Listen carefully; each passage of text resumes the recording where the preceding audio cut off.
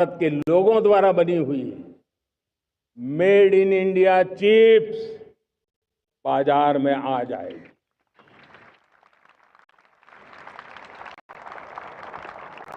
मैं दूसरा उदाहरण देना चाहता हूं।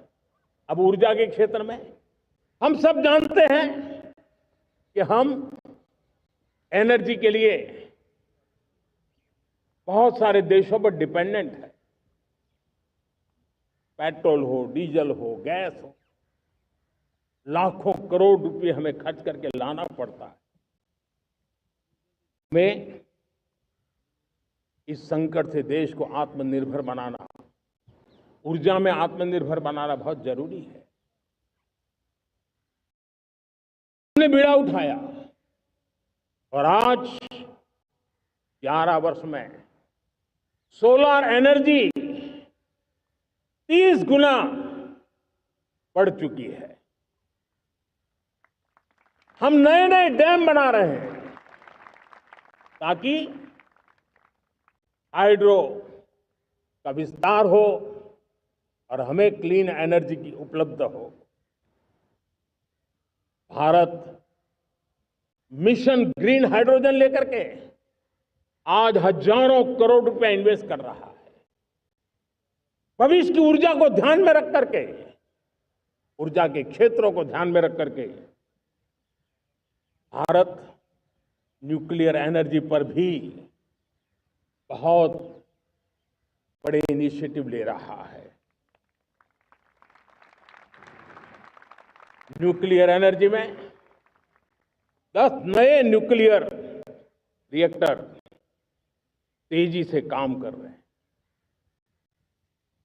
2047 तक जो कि हमने विकसित भारत का लक्ष्य तय किया है, जब देश की आजादी के 100 साल होंगे, हम परमाणु ऊर्जा क्षमता 10 गुना से भी अधिक बढ़ाने का संकल्प लेकर के आगे बढ़ रहे हैं।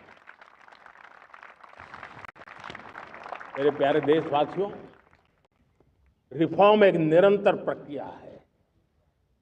समयानुकूल परिस्थिति के अनुसार रिफॉर्म करते जाना होता है। हम न्यूक्लियर एनर्जी के क्षेत्र में बहुत बड़े रिफॉर्म लेकर के आए। अब हमने प्राइवेट सेक्टर के लिए भी परमाणु ऊर्जा को उसके द्वार खोल दिए हैं। हम शक्ति को जोड़ना चाहते। मेरे प्यारे देशवासियों, दुनिया जब आज ग्लोबल वार्मिंग को लिए चिंता करती है, तब मैं विश्व को भी बताना चाहता हूं कि भारत ने तय किया था कि हम 2030 तक क्लीन एनर्जी भारत में 50% पहुंचा देंगे। ये लक्ष्य हमारा 2030 तक था। मेरे देशवासियों का सामर्थ्य देखिए, मेरे देशवासियों की संकल्प शक्ति देखिए, मेरे देशवासियों को विकसित भारत बनाने का संकल्प को पूर्ण करने के लिए उनकी दौड़ देखिए। हमने जो लक्ष्य 2030 में तय किया था, वो 50% क्लीन एनर्जी का लक्ष्य 2025 में हमने कर लिया। 5 साल पहले हमने अचीव कर लिया, क्योंकि विश्व के प्रति भी हम उतने ही संवेदनशील हैं, प्रकृति के प्रति भी उतने ही हम जिम्मेवार लोग हैं। मेरे प्यारे देशवासियों, बजट का बहुत बड़ा हिस्सा ये पेट्रोल, डीजल, गैस, इन सबको लाने के लिए खर्च होता था। लाखों करोड़ रुपए चले जाते थे। अगर हम ऊर्जा में डिपेंडेंट न होते तो वो धन मेरे देश के नौजवानों के भविष्य के लिए काम आता। वो धन मेरे देश के गरीबों को गरीबी के खिलाफ लड़ाई लड़ने में काम आता। वो धन मेरे देश के किसानों के कल्याण में काम आता। वो धन मेरे देश के गांव की परिस्थिति को पलटने के लिए काम आता। लेकिन हमें विदेशों को देना पड़ रहा है। अब हम आत्मनिर्भर बनने की दिशा में काम कर रहे हैं। देश को विकसित बनाने के लिए हम अब समुद्र मंथन की तरफ भी जा रहे हैं। हमारे समुद्र के मंथन को आगे बढ़ाते हुए हम समुद्र के भीतर के तेल के भंडार, गैस के भंडार, उसको खोजने की दिशा में एक मिशन मोड में काम करना चाहते हैं। और इसलिए भारत ने national deep water exploration mission शुरू करने जा रहा है। ये ऊर्जा इंडिपेंडेंट बनने के लिए ये हमारी महत्वपूर्ण घोषणा है। मेरे प्यारे देशवासियों, आज पूरा विश्व क्रिटिकल मिनरल को लेकर के बहुत ही सतर्क हो गया है। उसके सामर्थ्य को लोग भली भांति समझने लगे हैं। कल तक जिस तरफ ज्यादा ध्यान नहीं था, वो आज सेंटर स्टेज पे है। हमारे लिए भी क्रिटिकल मिनरल्स में आत्मनिर्भरता बहुत अनिवार्य है।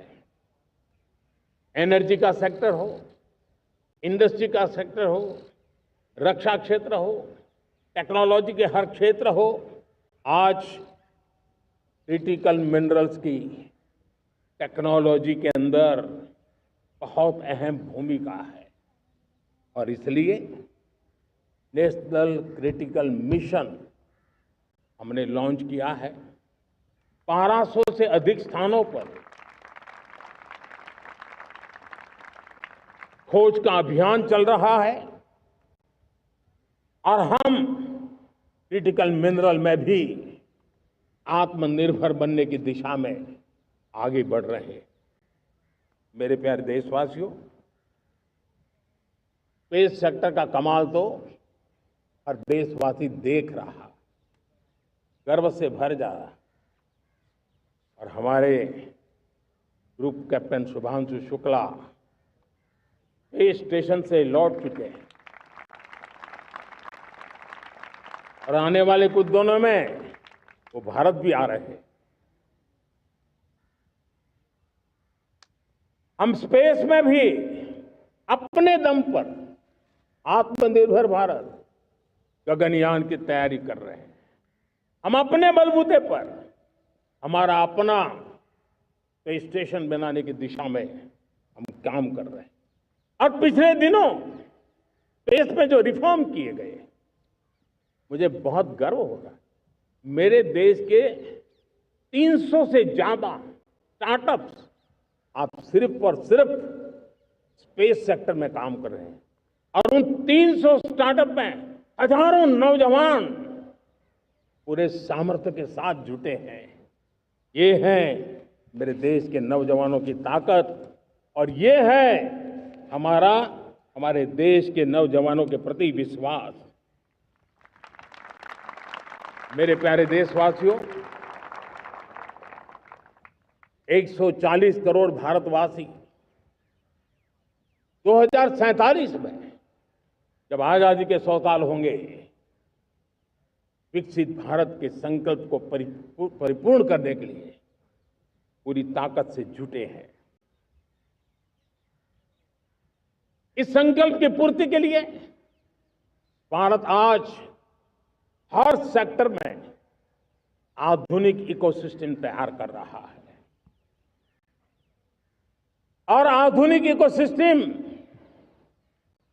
हर क्षेत्र में हमारे देश को आत्मनिर्भर बनाएगा। आज मेरा लाल किले की प्राचीर से मेरे देश के युवा वैज्ञानिकों को, मेरे टैलेंटेड यूथ को, मेरे इंजीनियर्स को और प्रोफेशनल्स को और सरकार के हर विभागों को भी मेरा आह्वान है, क्या हमारा अपना made in India fighter jets के लिए जेट इंजन हमारा होना चाहिए कि नहीं होना चाहिए?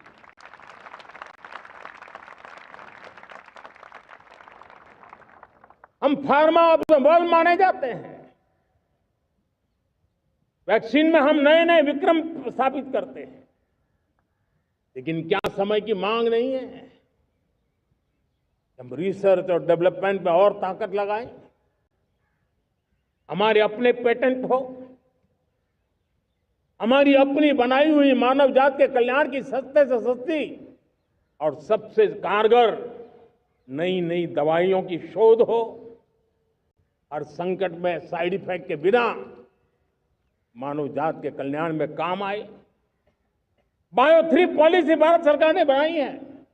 मैं देश के नौजवानों को कहता हूं, आइए बायो 3 पॉलिसी का अध्ययन करके अब कदम उठाइए। देश का भाग्य बदलना है, आपका सहयोग चाहिए। मेरे प्यारे देशवासियों, आज आईटी का युग है, डेटा की ताकत है। क्या समय की मांग नहीं है? ऑपरेटिंग सिस्टम से लेकर के साइबर सुरक्षा तक, डीप टेक से लेकर के आर्टिफिशियल इंटेलिजेंस तक, सारी चीजें हमारी अपनी हो, इस पर हमारे ही लोगों का सामर्थ्य जुटा हुआ हो, उनकी सामर्थ्य शक्ति का विश्व को परिचय कराएं। साथियों, आज दुनिया में सोशल मीडिया कहो, बाकी प्लेटफॉर्म कहो, दुनिया के प्लेटफॉर्म पर हम काम कर रहे हैं। दुनिया ने हमने दिखा दिया है, यूपीआई का हमारा प्लेटफॉर्म आज दुनिया को अजोबा कर रहा है। हमारे में सामर्थ्य है। रियल टाइम ट्रांजैक्शन में 50% अकेला भारत यूपीआई के माध्यम से करता है। इसका मतलब की ताकत है।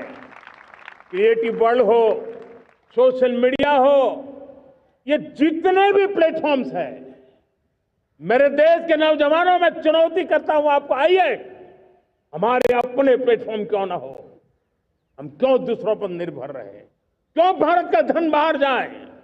और मुझे आपके सामर्थ्य पर भरोसा है। मेरे प्यारे देशवासी, जैसे ऊर्जा के क्षेत्र में हम डिपेंडेंट हैं, वैसा ही देश का दुर्भाग्य है कि फर्टिलाइजर, उसमें भी हमें दुनिया पर निर्भर रहना पड़ता है।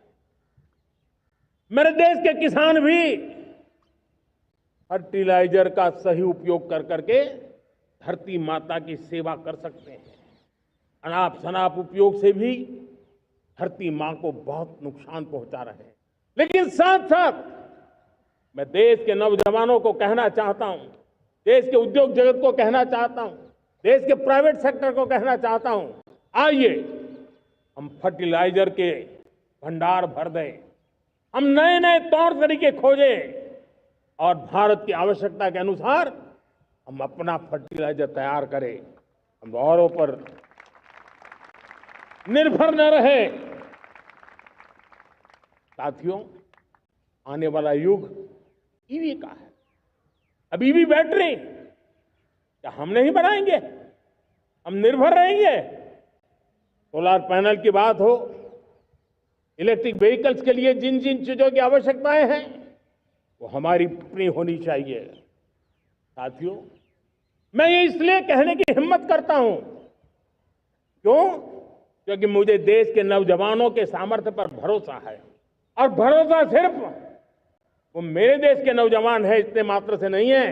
कोविड के समय हम बहुत सारी चीजों पर निर्भर थे। तो मेरे देश के नौजवानों को कहा गया कि वैक्सीन हमारी अपनी चाहिए, देश ने करके दिखाया। कोविन प्लेटफॉर्म हमारा अपना होना चाहिए, देश ने करके दिखाया। करोड़ों करोड़ों लोगों की जिंदगी बचाने का काम हमने किया है। वही स्पिरिट, वही जज्बा हमें जीवन के हर क्षेत्र में आत्मनिर्भर बनने के लिए अपना सब कुछ देना है। अपना जो बेस्ट है वो हमें दे करके रहना है। साथियों, पिछले 11 साल में एंटरप्रेन्योरशिप, उद्यमशीलता को बहुत बड़ी ताकत मिली। आज लाखों स्टार्टअप्स टियर 2, टियर 3 सिटी में देश की अर्थशक्ति को, देश के इनोवेशन को ताकत दे रहे हैं। उसी प्रकार से मुद्रा योजना से हमारे देश के करोड़ों नौजवान, उसमें भी हमारी बेटियां, करोड़ों करोड़ों लोग मुद्रा से लोन लेकर के अपना खुद का कारोबार कर रहे हैं। खुद तो अपने पैरों पर खड़े हुए हैं, लेकिन औरों को भी पैरों पर खड़े रहने की ताकत देते हैं। वे भी एक प्रकार से हर व्यक्ति को आत्मनिर्भर बनाने का अवसर दे रही है। मेरे साथियों, विमेन सेल्फ हेल्प ग्रुप किसी का ध्यान नहीं था। पिछले 10 साल में विमेन सेल्फ हेल्प ग्रुप ने कमाल करके दिखाया। आज उनके प्रोडक्ट दुनिया के बाजार में जाने लगे हैं। लाखों करोड़ों का कारोबार हमारे विमेन सेल्फ हेल्प ग्रुप पर है। मैंने एक बार मन की बात में खिलौने की बात कही थी। हम करोड़ों करोड़ रुपए के खिलौने विदेश से लाते थे। मैंने ऐसे ही मन की बात में कहा, करे मेरे देश के नौजवानों, ऐसा भी करें इन्हें क्या, किलो भी बाहर जाएंगे। और आज मैं गर्व से कहता हूं कि मेरा देश खिलौने एक्सपोर्ट करने लग गया है। यानी देश के सामर्थ्य को हर प्रकार के अवसर मिले, हर रुकावटों से मुक्ति मिले, उसको सर्वाधिक करने के लिए प्रेरित किया जाए। देश कर सकता है। मैं देश के युवाओं से कहता हूं, आइए आप इनोवेटिव आइडियाज लेकर के, आपके आइडियाज को मरने मत देना दोस्तों। आज का आपका आइडिया हो सकता है आने वाली पीढ़ी का भविष्य बना सकता है। मैं आपके साथ खड़ा हूं, मैं आपके लिए काम करने के लिए तैयार हूं, आपका साथी बन के काम करने तैयार हूं। आप आइए, हिम्मत जुटाइए, इनिशिएटिव लीजिए। जो युवा मैन्युफैक्चरिंग के बारे में सोचते हैं, आइए आगे बढ़िए। सरकार के नियमों में बदलाव करना है, मुझे बताइए। अब देश रुकना नहीं चाहता है। 2047 दूर नहीं है। एक एक पल की कीमत है और हम एक भी पल गंवाना नहीं चाहते दोस्तों।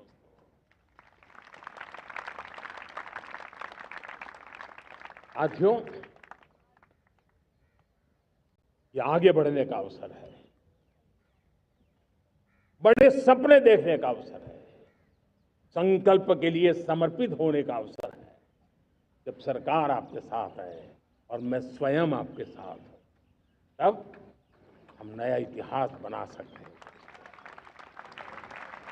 साथियों, आज नेशनल मैन्युफैक्चरिंग मिशन पर बहुत तेजी से काम हो रहा है। हमारे एमएसएमई, उसका लोहा दुनिया मानती है। ये दुनिया में बड़ी बड़ी चीजें बनती है ना, कुछ न कुछ तो औजार हमारे देश के एमएसएमई के द्वारा जाते हैं, बड़े गर्व के साथ जाते हैं। लेकिन हम कॉम्प्रिहेंसिव इंटीग्रेटेड विकास की राह पर जाना चाहते हैं और इसलिए उनकी शक्ति बढ़े। और उसमें भी मैंने पहले एक बार लाल किले से कहा था, जीरो डिफेक्ट जीरो इफेक्ट। आज कहना चाहता हूं कि हमें विश्व बाजार में अपने सामर्थ्य का लोहा मनवाना है, तो हमें क्वालिटी में निरंतर नई ऊंचाइयों को पार करना। दुनिया क्वालिटी को स्वीकार करती है, हमारी गुणवत्ता सबसे ज्यादा हो और सरकार के भी प्रयास हो, रॉ मटेरियल की भी उपलब्धि हो, हमारी प्रोडक्शन की कॉस्ट कैसे कम हो, हम उसमें दम रह गए। और साथियों, हम सभी जो उत्पादन के क्षेत्र में लगे हैं, उन सबका मंत्र होना चाहिए, दाम कम लेकिन दम ज्यादा। हमारी हर प्रोडक्ट का दम ज्यादा हो लेकिन दाम कम हो। इस भाव को लेकर के हमें आगे बढ़ना है। मेरे प्यारे देशवासियों, आजादी के लिए अनगिनत लोगों ने बलिदान दिए हैं। मैंने पहले भी कहा, जवानी खपा दी, फांसी पे लटक गए। क्यों? स्वतंत्र भारत के लिए। 75-100 साल पहले का वो कालखंड याद कीजिए। पूरा देश स्वतंत्र भारत के मंत्र को लेकर के जीता था। आज समय की मांग है, स्वतंत्र भारत का मंत्र लेकर के जीने वालों ने हमें स्वतंत्र भारत दिया। आज 140 करोड़ देशवासियों का एक ही मंत्र होना चाहिए, समृद्ध भारत। अगर कोटि कोटि लोगों के बलिदान से स्वतंत्र भारत हो सकता है, तो कोटि कोटि लोगों के संकल्प से, पुरुषार्थ से, आत्मनिर्भर बनने से, वोकल फॉर लोकल की बात करने से, स्वदेशी का मंत्र को जापने से समृद्ध भारत भी बन सकता है। वो पीढ़ी स्वतंत्र भारत के लिए खप गई थी, ये पीढ़ी समृद्ध भारत के लिए नए कदम उठाए, यही समय की मांग है। और इसलिए मैं आज बार बार आग्रह करता हूं, और मैं देश के सभी इन्फ्लुएंसर्स को कहना चाहता हूं, इस मंत्र को आगे बढ़ाने में मेरी मदद कीजिए। मैं सभी राजनीतिक दलों को, राजनेताओं को, सबसे कहता हूं कि आइए, ये किसी राजनीतिक दल का एजेंडा नहीं है, भारत हम सबका है। हम मिलकर के वोकल फॉर लोकल, उस मंत्र को हर नागरिक के जीवन का मंत्र बनाएं।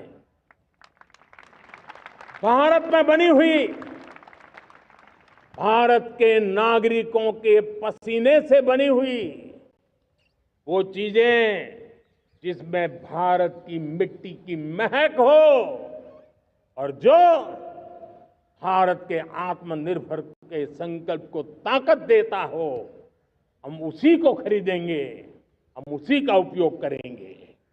हम उस दिशा में आगे आए, यह हमारा सामूहिक संकल्प हो। देखते ही देखते हम दुनिया बदल देंगे। दोस्तों, मैं आज हर छोटे मोटे व्यापारी को, दुकानदार से आग्रह करना चाहता हूं, आपकी भी जिम्मेवारी है।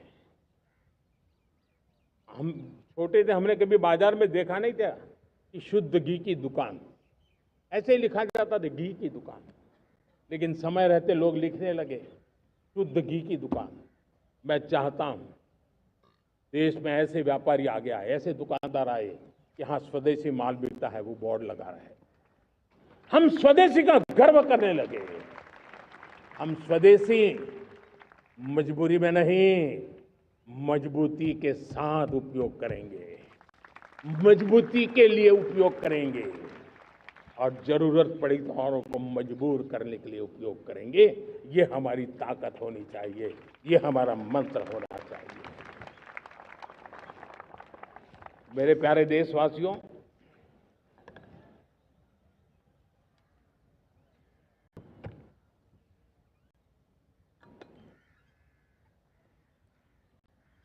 मुझे बहुत लंबे समय से सरकार में काम करने का अवसर मिला है।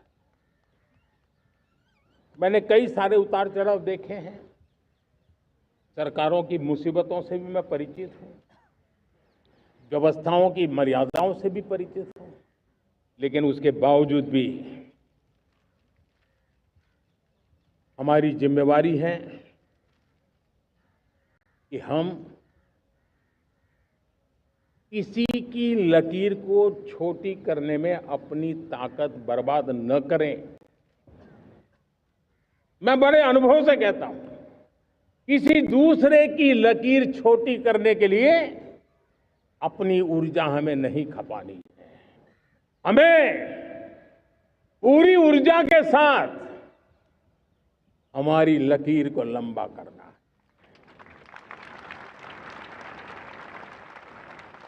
हम अगर अपनी लकीर लंबी करते हैं तो दुनिया भी हमारा लोहा मानेगी। आज जब वैश्विक परिस्थितियों में आर्थिक स्वार्थ दिनों दिन बढ़ रहा है,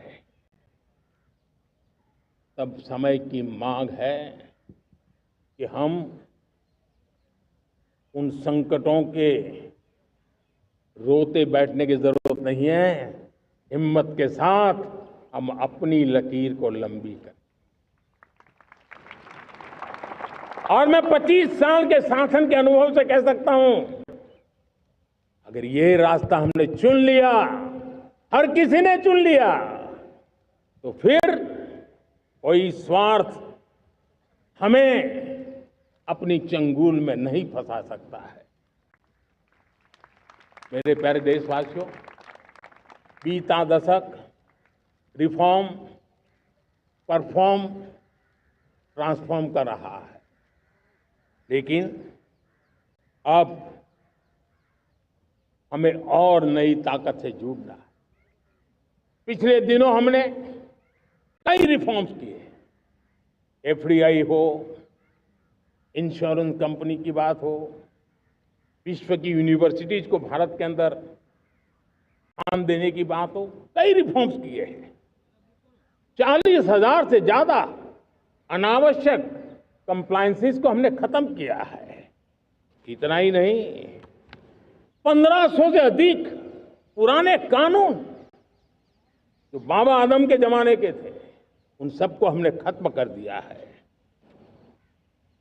हमने दर्जनों कानूनों को सरल करने के लिए संसद में जाकर के जनता के हितों को सर्वोपरि रख करके बदलाव किए हैं।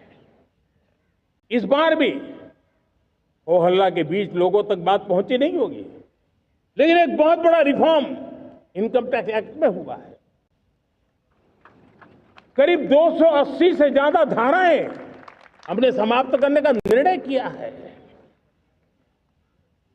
और साथियों, सिर्फ आर्थिक मोर्चे पर ही रिफॉर्म नहीं, हमने नागरिक के जीवन को भी आसान बनाने के लिए रिफॉर्म किए। इनकम टैक्स रिफंड की बात हो, रिफॉर्म का परिणाम है। फेसलेस असेसमेंट की बात हो, रिफॉर्म का परिणाम है। 12 लाख तक आज इनकम टैक्स से मुक्ति दे देना, देश का जो भविष्य बनाने में उत्सुक है, ऐसा मेरा मध्यम वर्ग का परिवार आज फूला नहीं समा रहा है। कभी किसी ने सोचा नहीं था कि 12 लाख रुपए तक का इनकम टैक्स पर जीरो कर दिया जाएगा। आज कर लिया है। जब देश का सामर्थ्य बढ़ता है तो देशवासियों को लाभ मिलता है। अंग्रेजों के जमाने से दंड संहिता में हम दबे पड़े थे, दंड का भय दिखा करके जीवन चल रहा था। 75 साल आजादी के ऐसे ही गए। हमने दंड संहिता को खत्म कर दिया, न्याय संहिता को ले आए हैं। न्याय संहिता में भारत के नागरिक के प्रति विश्वास का भाव है। भारत के नागरिक के अंदर अपनेपन का भाव है, संवेदनशीलताओं से भरा हुआ है। हमने रिफॉर्म की यात्रा को तेज करने के लिए बीड़ा उठाया। हम बहुत तेजी से आगे बढ़ना चाहते हैं। मैं चाहता हूं देशवासियों, देश के लिए कर रहा हूं, मैं मेरे लिए नहीं कर रहा हूं, किसी का बुरा करने के लिए नहीं कर रहा हूं। मेरे राजनीतिक दल, मेरे प्रतिस्पर्धी साथी भी देश की इस उज्जवल भविष्य के लिए आगे आए, हमारा साथ दें। स्ट्रक्चरल रिफॉर्म्स की बात हो, रेगुलेटरी रिफॉर्म्स की बात हो, पॉलिसी रिफॉर्म की चर्चा हो, प्रोसेस रिफॉर्म की चर्चा हो, प्रोसीड्यूरल रिफॉर्म्स करने की जरूरत हो, हर प्रकार के रिफॉर्म्स ये आज हमने मकसद बना करके चले हैं। और मेरे प्यारे देशवासियों, नेक्स्ट जनरेशन रिफॉर्म्स के लिए हमें एक टास्क फोर्स गठित करने का निर्णय किया है।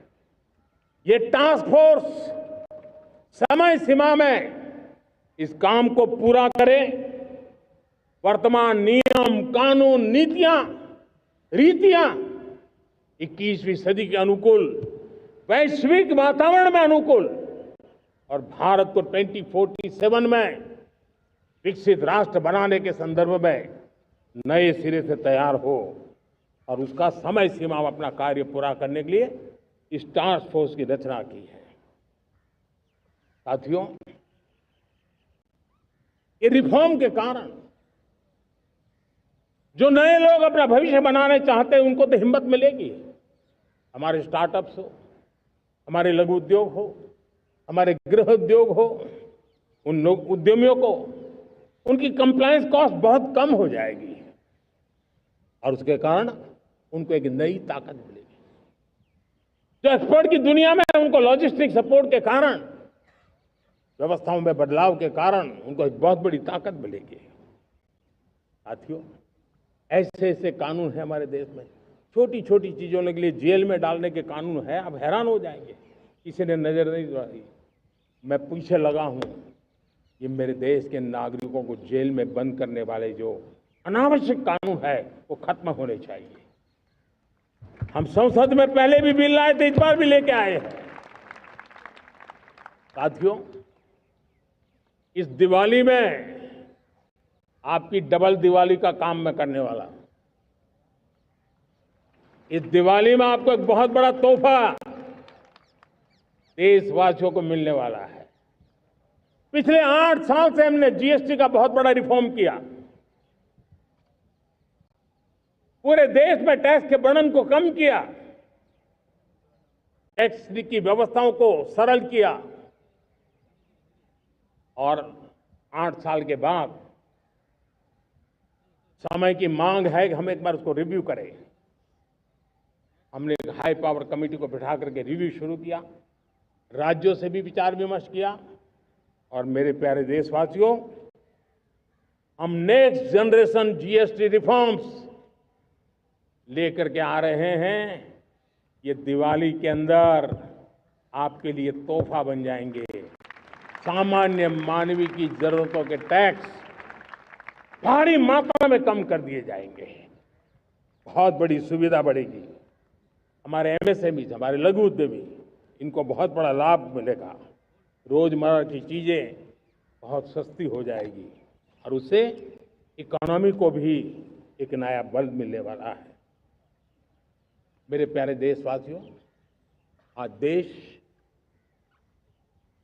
तीसरी बड़ी इकोनॉमी बनने के लिए समय तेज गति से आगे बढ़ रहा है। हम दरवाजे खटखटा रहे हैं और बहुत तेजी से हम उसको अचीव भी कर लेंगे। और कोई तो दिन होगा, मैं आपके बीच आकर के लाल किले की प्राचीर से ये खबर भी सुनाऊंगा।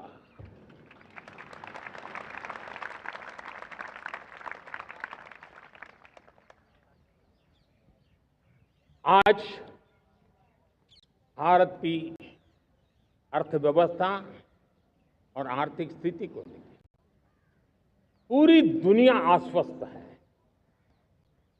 इतनी अस्थिरता के बीच आशा की किरण बना हुआ है भारत का फाइनेंशियल डिसिप्लिन, भारत की फाइनेंस की ऊर्जा। संकट के घेरे में जब अर्थव्यवस्था पड़ी हुई है, तब भारत ही उसे बाहर निकलेगा, ये भरोसा दुनिया में पनपा है। आज इन्फ्लेशन कंट्रोल में है, फॉरेन एक्सचेंज रिजर्व हमारे बहुत मजबूत है, हमारे मैक्रो इकोनॉमिक इंडिकेटर्स बहुत मजबूत है। ग्लोबल रेटिंग एजेंसी भी लगातार भारत की सराहना करती हैं। भारत की अर्थव्यवस्था पर ज्यादा से ज्यादा विश्वास व्यक्त कर रही है। ये बढ़ती हुई अर्थव्यवस्था का लाभ मेरे देश के गरीबों को मिले, मेरे देश के किसानों को मिले, मेरे देश की नारी शक्ति को मिले, मेरे देश के मध्यम वर्ग को मिले, मेरे देश की विकास धारा को ताकत देने वाला बने। उस दिशा में हम नए नए प्रयास करें। आज युवाओं के लिए नए नए सेक्टर्स में हमारे नौजवानों के लिए अवसर बन रहे हैं।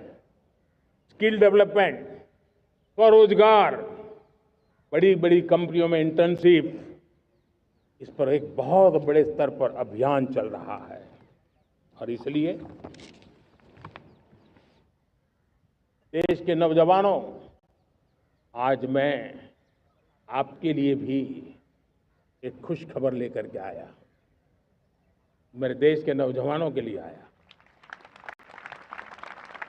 आज 15 अगस्त है। आज 15 अगस्त के ही दिन मेरे देश के युवाओं के लिए 1 लाख करोड़ रुपए की योजना हम चालू कर रहे हैं, लागू कर रहे हैं।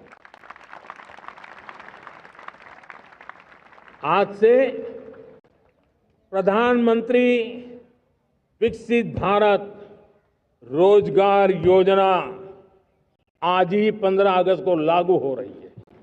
ये आपके लिए बहुत खुशखबरी है। इस योजना के तहत निजी क्षेत्र में पहली नौकरी पाने वाले नौजवान को, बेटे बेटी को 15,000 रुपया सरकार की तरफ से दिए जाएंगे। कंपनियों को भी नए रोजगार देने के अवसर जो भी ज्यादा जुटाएगा, उनको भी प्रोत्साहन राशि दी जाएगी। प्रधानमंत्री विकसित भारत रोजगार योजना करीब करीब 3.5 करोड़ नौजवानों को रोजगार के नए अवसर बनाएगी। मैं सभी नौजवानों को इसके लिए बहुत बहुत बधाई देता हूं।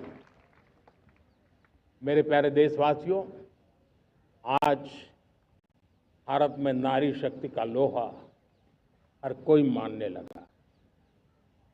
बढ़ती इकोनॉमी की लाभार्थी हमारी नारी है, लेकिन बढ़ती इकोनॉमी को गति देने में भी हमारी नारी का बहुत बड़ा योगदान भी, हमारी मातृशक्ति का योगदान है, हमारी स्त्री शक्ति का योगदान है।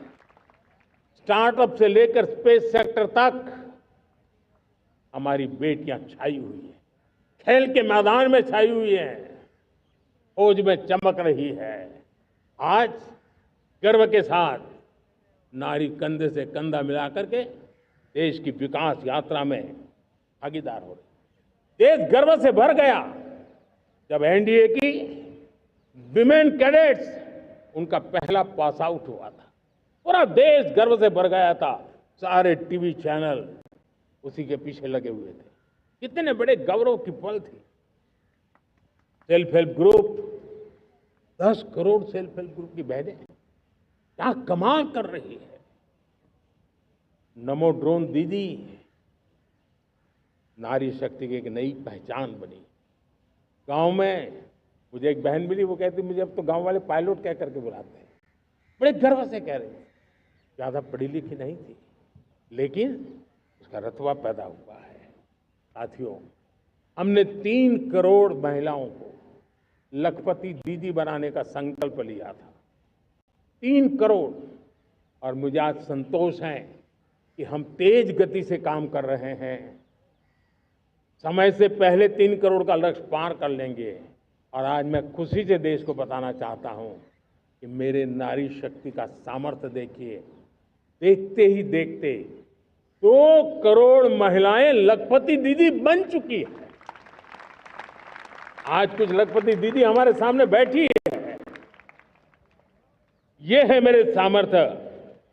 और मेरा विश्वास है दोस्तों, भारत की विकास यात्रा में उनकी भागीदारी बढ़ने वाली।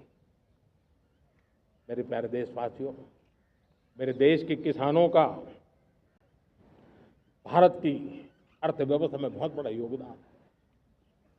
भारत के किसानों की मेहनत रंग ला रही है। पिछले साल अनाज के उत्पादन में मेरे देश के किसानों ने के पुराने सारे विक्रम तोड़ दिए। ये सामर्थ्य है मेरे देश का।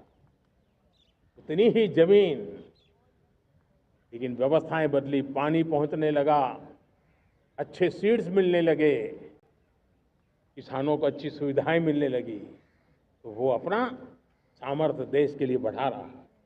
आज भारत दूध, दाल, जूट जैसे उत्पादन में नंबर 1 है दुनिया में। आज दुनिया का दूसरा सबसे बड़ा फिश प्रोड्यूसर, मेरे मछुआरा भाई बहनों की ताकत देखिए, फिश प्रोड्यूशन में दुनिया में हम दूसरे नंबर पर पहुंच चुके हैं। आज भारत चावल, गेहूं, फल और सब्जी के उत्पादन में भी दुनिया में दूसरे नंबर पर पहुंच चुका है। साथियों, आपको खुशी होगी, मेरे देश के किसान जो पैदावार देते हैं, आज वो उत्पादन दुनिया के बाजार में पहुंच रहा है।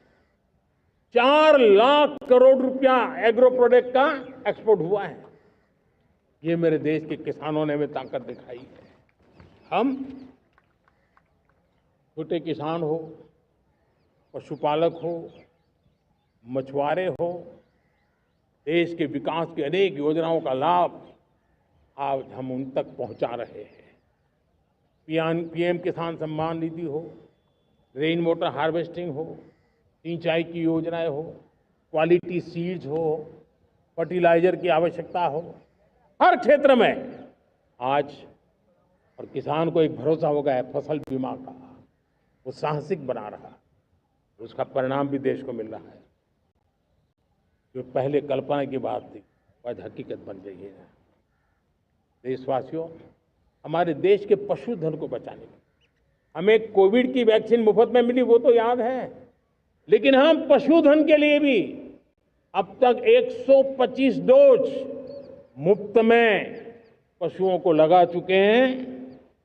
फूट एंड माउथ डिसीज से मुक्ति पाने के लिए, जो हमारा यहाँ उत्तर भारत में उसे खुरपका मुंहपका बीमारी कहते हैं, उसे बचाने के लिए 125 करोड़ डोज हम लगा चुके हैं और मुफ्त में लगा चुके हैं।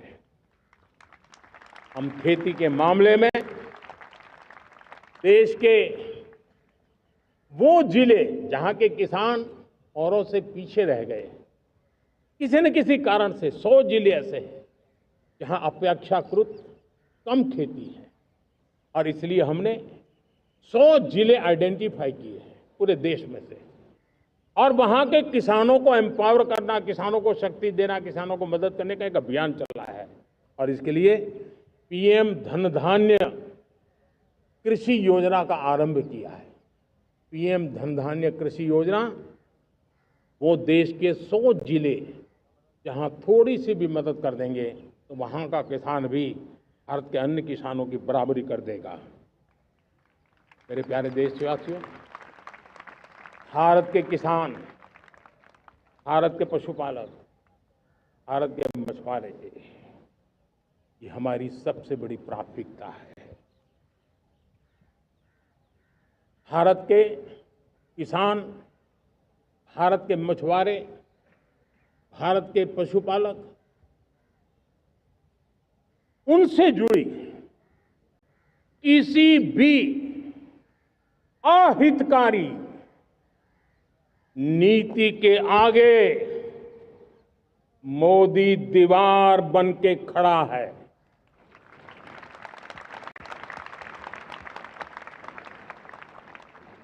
भारत अपने किसानों, अपने पशुपालकों, अपने मछुआरों के संबंध में कभी भी कोई समझौता नहीं स्वीकार करेगा।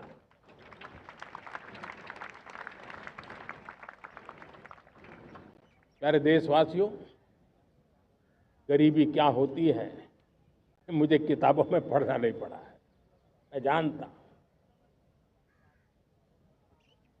सरकार में भी रहा हूं, और इसलिए मेरी कोशिश रही है कि सरकार फाइलों में नहीं होनी चाहिए। सरकार देश के नागरिकों की लाइफ में होनी चाहिए। दलित हो, पीड़ित हो, शोषित हो, वंचित हो, उनके लिए सकारात्मक रूप से सरकारें प्रोएक्टिव हो, सरकारें प्रो पीपल हो, उस दिशा में हम निरंतर प्रयास कर रहे हैं। समाज के हर जरूरत व्यक्ति के लिए, कुछ लोगों को लगता है कि सरकार की योजनाएं पहले भी आती, जी नहीं, हम सरकार की योजनाओं को जमीन पर उतार रहे हैं, सैचुरेशन पर बल देते हैं और सामाजिक न्याय का अगर कोई सच्चा सा सच्चा एजुकेशन है तो सैचुरेशन में है, जिसमें कोई हकदार छूटे नहीं, हकदार के घर तक सरकार जाए और उसे अपना हक की चीजें मिले, उसके लिए हम काम कर रहे हैं। जनधन अकाउंट जब खोले गए ना, वो सिर्फ बैंक का अकाउंट था ऐसा नहीं है, उसे एक स्वाभिमान मिला था कि बैंक के दरवाजे मेरे लिए भी खुलते हैं, मैं भी बैंक के दरवाजे में जाकर के टेबल पे हाथ रख करके बात कर सकता हूं। ये विश्वास हमने जगाया है।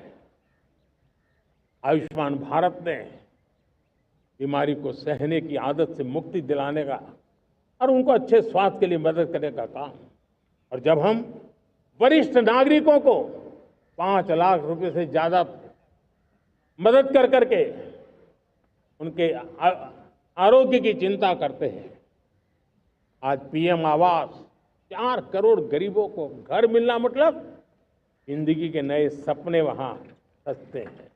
वो सिर्फ 4 दीवारें नहीं है दोस्तों। रेहड़ी पटरी वालों के लिए पीएम स्वनिधि योजना, जो कभी ब्याज के चक्कर में फंसा रहता था, आज पीएम स्वनिधि से रेहड़ी पटरी वाला भी, और आपने देखा वो यूपीआई से पैसे लेता है, यूपीआई से पैसे देता है।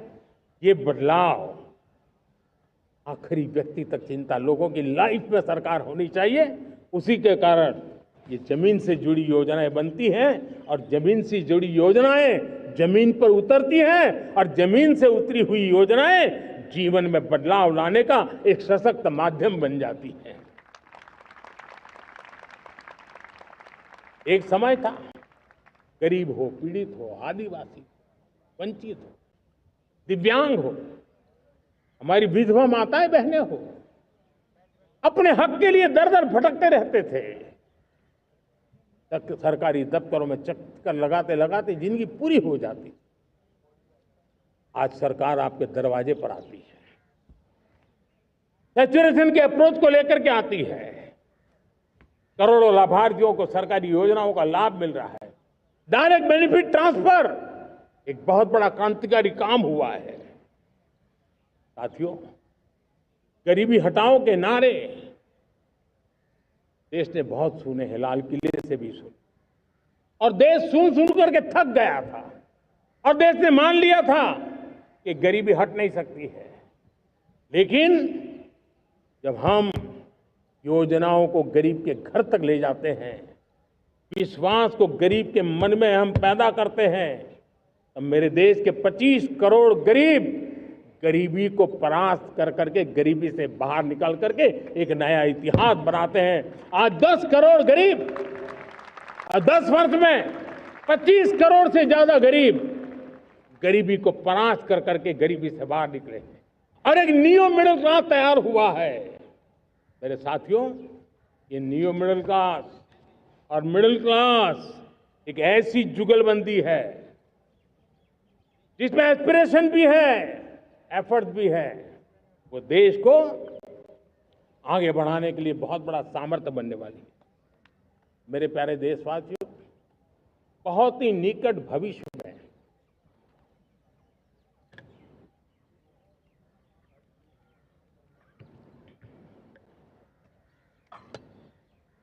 मेरे प्यारे देशवासियों, बहुत ही निकट भविष्य में महान समाज सुधारक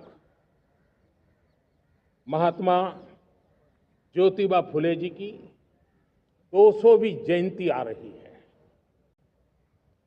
हम उस जयंती के समारोह शुरू करने जा रहे हैं और महात्मा ज्योतिबा फुले के सिद्धांत, उन्होंने जो मंत्र दिए, उसमें हमारे लिए प्रेरणा है। पिछड़े को प्राथमिकता, पिछड़े को प्राथमिकता देते हुए हम परिवर्तन की ऊंचाइयों को प्राप्त करना चाहते हैं। हम इसके लिए परिश्रम की पराकाष्ठा करना चाहते हैं। हम पारदर्शी नीतियों के द्वारा पिछड़ों को प्राथमिकता ये हम धरती पर उतारना चाहते हैं, हर पिछड़े के जीवन में उतारना चाहते हैं। साथियों, रेहड़ी पटरी वालों के लिए स्वनिधि योजना हो या हमारे हुनर वाले हाथ से काम करने वाले विश्वकर्मा योजना की बात हो, आदिवासी में भी जो पिछड़े रह गए हैं उनके लिए पीएम जनधन की योजना की बात हो, हमारे पूर्वी भारत को विकास में पूरे देश के अंदर बराबरी में लाना और उनको नेतृत्व देने की दिशा में काम हो। हम सिर्फ समाज पिछड़े हो उनकी चिंता तक अटकने वाले नहीं है। जो क्षेत्र पिछड़े हैं उनको भी हम प्राथमिकता देना चाहते हैं। जो जिले पिछड़े रहे हैं हम उनको प्राथमिकता देना चाहते हैं। जो ब्लॉक पिछड़े रहे हैं उनको प्राथमिकता देना चाहते हैं। हमने 100 एस्पिरेशनल डिस्ट्रिक्ट, 500 एस्पिरेशनल ब्लॉक उसी मिशन में काम किया है। हमने पूर्वी भारत के विकास के लिए हजारों करोड़ रुपए के इंफ्रास्ट्रक्चर के प्रोजेक्ट को बल दिया है। हमने पूर्वी भारत के जीवन को बदल करके देश की विकास यात्रा में भागीदार बनने का, मेरे प्यारे देशवासियों, जीवन हर क्षेत्र में विकास होना चाहिए। विकास के लिए खेल का भी महत्व होता है। और मुझे खुशी है कि एक जमाना था जहाँ बच्चे खेल में अगर समय लगाते हैं तो माँ बाप ज्यादा पसंद नहीं करते थे। आज एकदम से उलट गया है। अगर बच्चे खेलकूद में आगे आते हैं, रुचि लेते हैं, तो माँ बाप गर्व से भर जाते हैं। मैं इसे एक शुभ संकेत मानता हूं। मेरे देश के परिवार के अंदर खेल को प्रोत्साहन का वातावरण मैं देखता हूं, मेरा मन गर्व से भर जाता है। मैं इसे देश के भविष्य के लिए बहुत शुभ संकेत मानता हूं। और साथियों, इस खेल को बढ़ावा देने के लिए हमने नेशनल स्पोर्ट्स पॉलिसी कई दशकों के बाद हम देश में खेलो भारत नीति को लेकर के आए हैं, ताकि एक खेल जगत का सर्वांगीण विकास का प्रयास हो। स्कूल से लेकर के ओलंपिक तक हम एक पूरा इकोसिस्टम डेवलप करना चाहते हैं। चाहे कोचिंग की व्यवस्था हो, फिटनेस की बात हो, खेल के मैदान हो, खेल की व्यवस्थाएं हो, खेल के लिए आवश्यक साधन हो, लघु उद्योगों को भी खेल के साधन बनाने में मदद करने की बात हो। यानी एक प्रकार से पूरा इकोसिस्टम हम दूर दराज के बच्चों तक पहुंचाना चाहते हैं। लेकिन साथियों, जब मैं फिटनेस की बात करता हूं, जब मैं खेलकूद की बात करता हूं, तब मैं एक चिंता भी आपके सामने रखना चाहता हूं। हमारे देश के हर परिवार को चिंता करनी चाहिए। मोटापा हमारे देश के लिए बहुत बड़ा संकट बनता जा रहा है। आने वाले वर्षों में लोग, जो पंडित लोग हैं वो कहते हैं, जो जानकार लोग कहते हैं, हर तीसरे व्यक्ति में एक व्यक्ति मोटापे का शिकार होगा। हमें मोटापे से बचना है, ओबेसिटी से बचना है। और इसलिए मैंने बाकी सब करना पड़ेगा, लेकिन एक छोटा सा सुझाव दिया था कि परिवार तय करे कि जब खाने का तेल घर में आएगा 10% कम ही आएगा और 10% कम ही उपयोग करेंगे, और हम ओबेसिटी के खिलाफ लड़ाई को जीतने की दिशा में हम अपना योगदान देंगे।